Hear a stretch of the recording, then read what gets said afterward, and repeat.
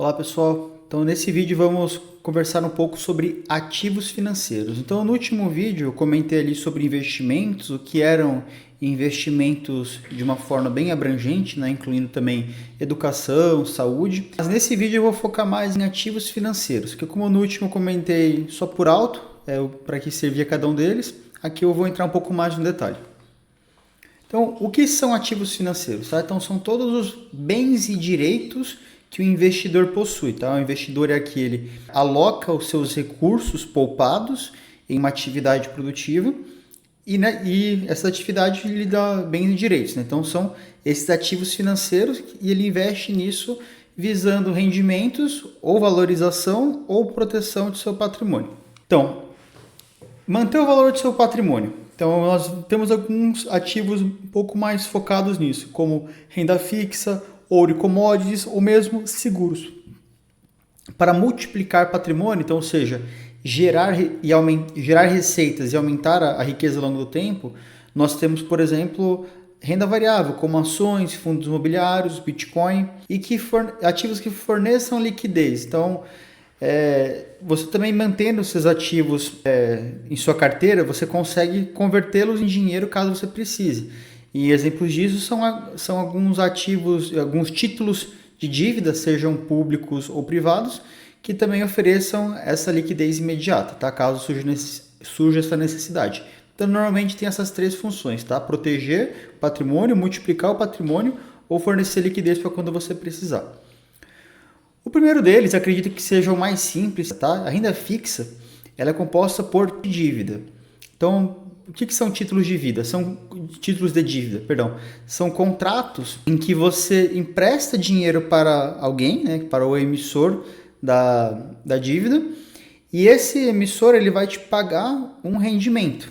Tá? Então, pensa, quando somos nós pegando empréstimo, nós não temos que pagar aquela dívida com juros, então é mais ou menos assim que funciona, só que do contrário. Nós estamos emprestando dinheiro para uma outra parte e essa parte nos paga um rendimento acrescido ali do nosso valor que nós alocamos.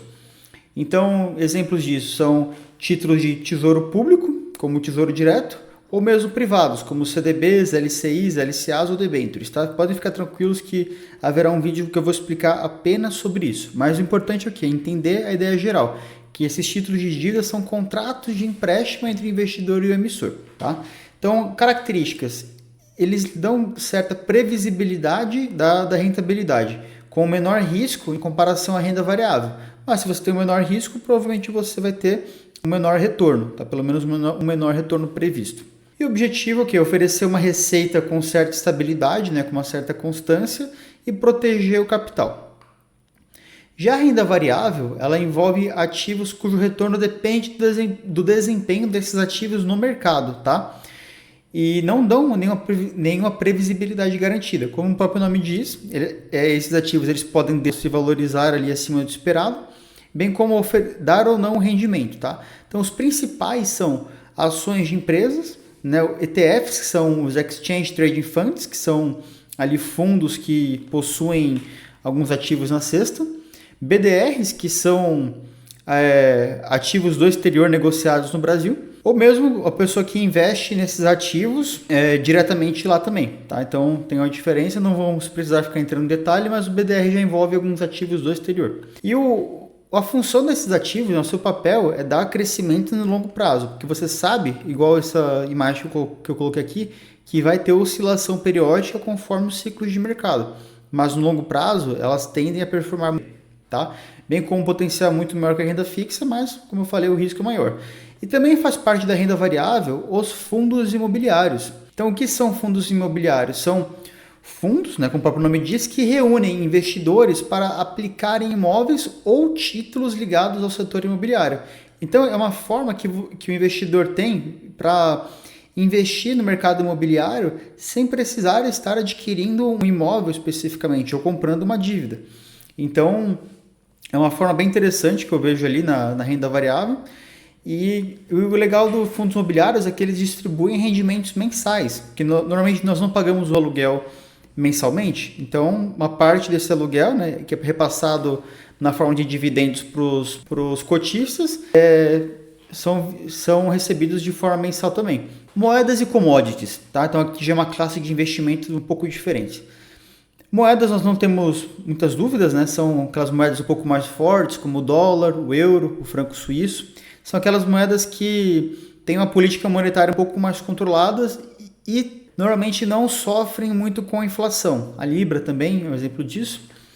Mas, como o próprio nome diz, né, são moedas controladas por Banco Central e podem não ter toda essa estabilidade que nós imaginamos, que é diferente do ouro, que já é um ativo escasso, né, não só o ouro, como outros metais preciosos escassos, que a sua oferta ela é controlada ali pela produção, que não está centralizada em um agente estatal. Então, ele também tende a ser um ativo de proteção, principalmente em um momento de crise. E as commodities, então o que significa commodities? São aqueles bens comuns. Por exemplo, um barril de petróleo costuma ser igual ao outro. Um metal como o urânio, por exemplo, também costuma ser igual ao outro, se não tiver ali uma variação no seu enriquecimento, enfim.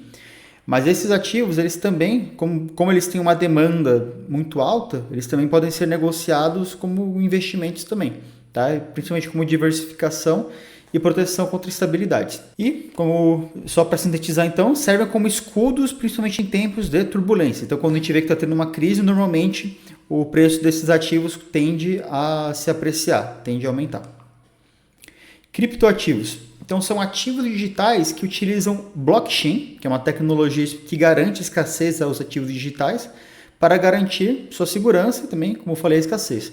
Então, ativos digitais, como nossos arquivos do computador, normalmente eles não são escassos, porque você pode copiar eles quantas vezes você quiser. Mas isso é diferente com esses criptoativos, que por ter blockchain, eles conseguem ter a escassez digital. Tá? Então, exemplo disso é o Bitcoin, Ethereum e demais stablecoins ou mesmo outras criptomoedas. Tá? Tem ali milhares de criptomoedas no mercado. Para mim, pouquíssimas prestam para alguma coisa e eu tenho uma tendência até um pouco mais radical de achar que o Bitcoin ele é muito mais soberano do que todas as outras. Tá? A função, então, é se expor ao mercado inovador, descentralizado, com alto potencial de valorização, e no caso do Bitcoin também, por ser também um ativo escasso, né? Ele tem uma escassez programada. Vai ter playlists ali específicas sobre Bitcoin, mas eu vejo o Bitcoin, por exemplo, como uma espécie de ouro digital devido à sua natureza. Previdência privada. Então, são planos de longo prazo que envolvem a acumulação de patrimônio com benefícios fiscais e sucessórios. Então, é uma forma de você pegar recursos e alocá-los de modo que você tenha uma renda no futuro, né, da Previdência, que você não precise depender da Previdência Pública, bem como de Previdência envolvendo terceiros. E algumas delas oferecem benefícios fiscais e sucessórios, como por exemplo o PGBL. Já o VGBL também é interessante, mas aí já ficaria para um outro vídeo, porque são muitas diferenças. Tá? E o investimento em Previdência ele envolve disciplina de longo prazo, bem como também planejamento sucessório. E ativos de proteção, seguros. Pois nada adianta nós termos ali liquidez, né, o dinheiro guardado, termos ali investimento em patrimônio, mas de repente surgiu uma situação de emergência, seja um problema de saúde, seja uma emergência familiar, até mesmo uma oportunidade que, enfim, aconteceu, mas não conseguimos aproveitar. Mas se nós temos o seguro e acontece algum sinistro, né, então algum problema de fato, nós estamos protegidos. Então é um exemplo até do seguro de vida, né? Mas então, o que são o seguro? São ativos que não buscam retorno. Você está comprando um seguro, você não está tendo um rendimento com ele, mas você se blinda em caso de sinistro. Eu estava falando do seguro de vida, até acabei dispersando um pouco, mas retomando agora. Caso você sofra uma invalidez por acidente, tenha uma doença grave ou venha a falecer, a seguradora ela vai te pagar um capital previsto ali na apólice do seguro, que é o contrato do seguro, de modo que você e sua família sejam protegidos e não precisem dilapidar patrimônio para pagar os seus custos. E uma coisa interessante do seguro é que ele não tem inventário. Então, caso você venha a falecer, todos os seus bens vão entrar em inventário. E para você repassar, vai ter um imposto ali de transferência, que não é barato. Mas o seguro ele é uma forma de a família ter um valor ali para poder pagar esses impostos, bem como ter caixa para custear a sua vida enquanto está passando por aquele momento difícil. E não só seguro de vida, mas é comum também ver o seguro de automóvel, principalmente para o pessoal que trabalha ali com isso. E a indenização vai direto aos beneficiários. Tá? Então isso também dá liquidez imediata se você precisar. Então, como eu falei, ele não gera lucro, mas ele evita perdas para a família e para o indivíduo também. Então, concluindo aqui esse vídeo, eu vou fazer uma playlist sobre cada um deles, tá? Mas a ideia geral aqui é que não existe nenhum ativo perfeito. Cada um tem riscos, prazos, objetivos, vantagens diferentes, e o ideal é que você combine eles na sua carteira, de modo que você seja sempre protegido e que tenha até um desempenho muito frágil, né? Mesmo que tenha uma crise, você consiga se beneficiar. Então, não se trata de escolher o melhor ativo, mas sim equilibrar e diversificar, e dentro dessa diversificação, escolher os melhores. Tá? Então, uma analogia, né? Como se tivesse um exército de ativos. Então, no exército você tem várias tropas, você tem artilharia, você tem infantaria, cavalaria, logística, é mais ou menos essa ideia. Tá bom, pessoal? Então, caso tenham ficado com algumas dúvidas, queiram entrar em contato por algum outro motivo, segue aí então na tela o QR Code do meu contato e nos vemos no próximo vídeo. Muito obrigado.